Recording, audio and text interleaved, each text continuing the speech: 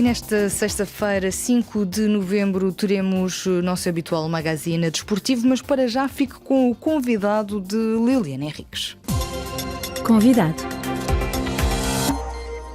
Foram oficialmente anunciados ontem os resultados das autárquicas de segunda-feira na África do Sul. Pela primeira vez em 27 anos, o ANC no poder não obteve a maioria absoluta, recolhendo pouco mais de 46% dos votos. Em segundo lugar ficou o principal partido de oposição, a Aliança Democrática, com pouco mais de 21% dos votos. E em terceiro lugar estão os radicais Freedom Fighters de Julius Malema, cujos resultados rondam os 10% de votos. Estas eleições têm valor de barómetro para o ANC, numa altura em que o partido está a preparar-se para o seu Congresso Nacional no ano que vem, sendo que as próximas eleições gerais estão previstas para 2024. O partido de Nelson Mandela tem conhecido dificuldades devido aos múltiplos escândalos de corrupção envolvendo os seus dirigentes, nomeadamente o antigo presidente Jacob Zuma, e devido também a um contexto de crise económica e social profundas na África do Sul, corroída por uma taxa de desemprego de mais de 34%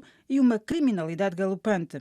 Um contexto que levou os eleitores a encarar a possibilidade de dar votos a partidos e figuras alternativas. O magnata Herman Mashaba, antigo membro da Aliança Democrática, lançou o seu partido Action SA no ano passado e recolheu nestas eleições 2,6% dos votos. Nascido em Soweto e popular em Joanesburgo, onde foi autarca, ele tem vindo a ganhar mediatismo. Ao analisar os resultados destas eleições, André Thomas-Hausen, professor emérito de Direito Internacional na Universidade da África do Sul, em Pretória, começa por falar-nos precisamente desta figura. Trata-se de uma pessoa que cresceu num ambiente extremamente humilde, numa casita, numa favela, e que conseguiu acabar a sua educação escolar, secundária, conseguiu fazer a sua vida e depois teve uma ideia fenomenal que reparou que a sua irmã, que a sua mãe sempre se queixavam dos efeitos negativos dos sabões para lavar a cabeça, dos shampoos, porque não tinham uma formulação química adaptada à espessura e às diferenças do cabelo de pessoas africanas. E pronto, fez pesquisa e inventou o seu shampoo, que se chama Black Jasmine, e foi um sucesso fenomenal. Conseguiu capturar inteiramente o mercado africano na África do Sul e muito rapidamente tornou-se multimilionário. É um homem que não precisa de pedir dinheiro a ninguém. E depois decidiu prestar uma melhor gestão ao nível municipal, o município de Joanesburgo. Ficou vítima de uma campanha contra ele a partir do partido da oposição branco, do DA. Assim, não é amigo desse partido da oposição, mas também nunca teve afiliação no ANC. Para ele, simplesmente, ele diz que os problemas da África do Sul são problemas simples. Melhorar a gestão para resolver coisas práticas, o fornecimento de água potável, o tratamento dos esgotos, o fornecimento de energia elétrica, a limpeza das escolas e dos hospitais. E penso que a equipa dele vai fazer exatamente isso, utilizando cidadãos ao nível local para resolver os problemas dos municípios. Segundo dados oficiais, acima de 45% dos eleitores recenseados não se deslocaram às urnas. Portanto, houve uma abstenção recorde. Qual é a sua interpretação destes dados? O abstencionismo aqui também é um fator que tem a ver com o declínio económico e social. Mais de metade da população adulta não tem emprego, não tem fontes de vencimento regular. E para eles fazer o sacrifício de pagar um meio de transporte para chegar a um local de votação realmente foi demasiado. A lenta e, em parte, má organização da votação, em que as pessoas ficaram horas à espera ao sol, sem água, sem acolhimento, também não ajudou. E, finalmente, há muito cinismo, porque o governo do ANC, o partido ANC, virou-se num partido de oportunistas e de pessoas sem consciência, sem escrúpulos, que entraram numa fase nos últimos 2 anos em que praticamente qualquer posição, qualquer responsabilidade pública era abusada para o benefício pessoal. As verbas para a desinfetação das águas eram desviadas, para a compra de carros, para o uso pessoal, etc, etc. E assim, essa crise da moralidade no ANC também provocou que muita gente desistisse da votação. Há quem considere que a sorte do ANC foi ter no poder o presidente Ramaphosa, que impediu que a derrota fosse ainda maior.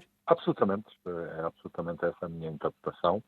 Há quem diga agora que o ANC perdeu votos porque os antigos do ANC, os apoiantes de Zuma, foram afastados do processo eleitoral porque estão sob investigação e foram impedidos de serem candidatos. Mas isso é um disparate ideológico.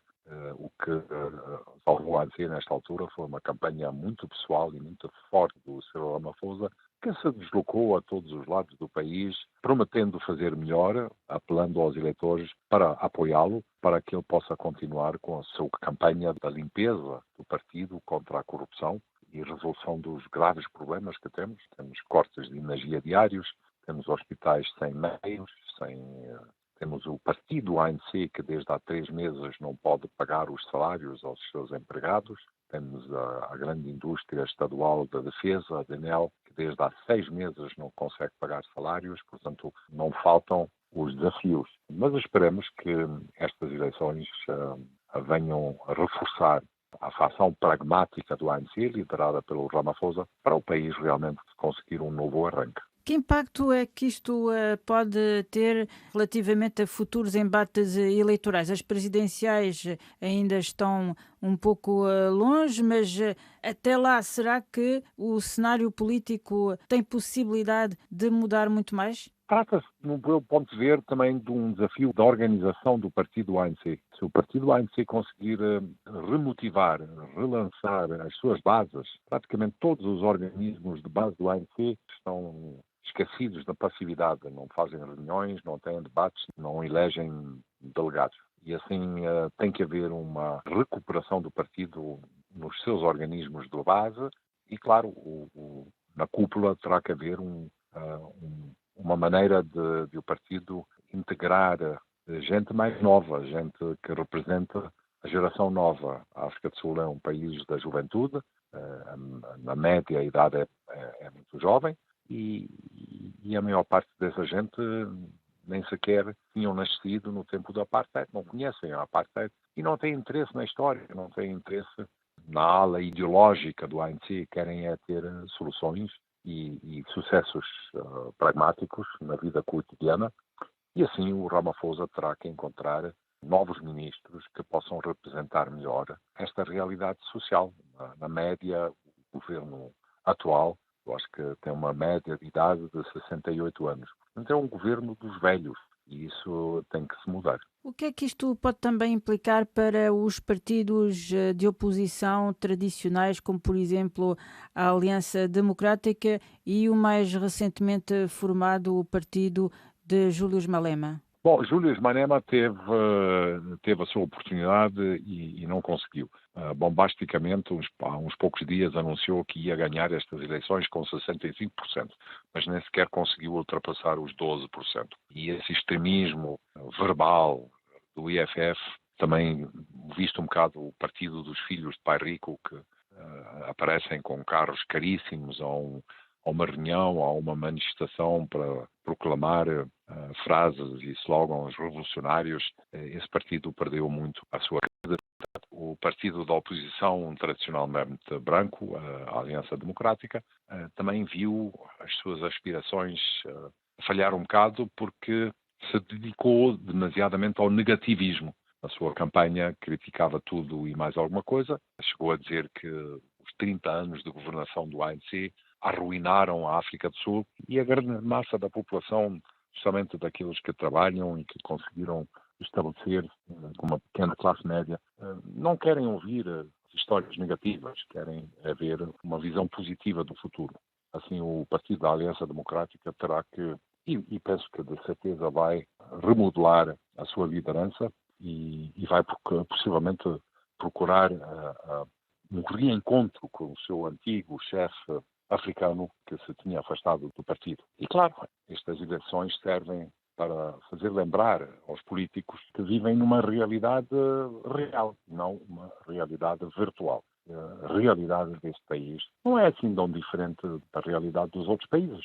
As pessoas querem os serviços básicos para a vida existente e a funcionar, querem segurança e querem um futuro para os seus filhos. Era André Thomas Hausen, professor emérito de Direito Internacional na Universidade da África do Sul, em Pretória.